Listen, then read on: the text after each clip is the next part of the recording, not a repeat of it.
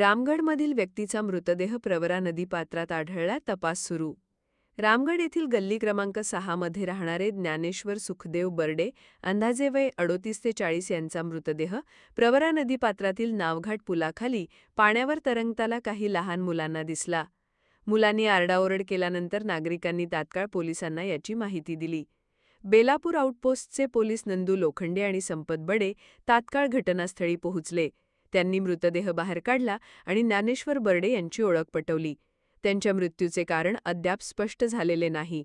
पोलिसांनी रुग्णवाहिका बोलावून मृतदेह शवविच्छेदनासाठी कामगार रुग्णालयात पाठवला आहे. ज्ञानेश्वर बर्डे हे मोलमजुरी करून आपला उदरनिर्वाह करत होते.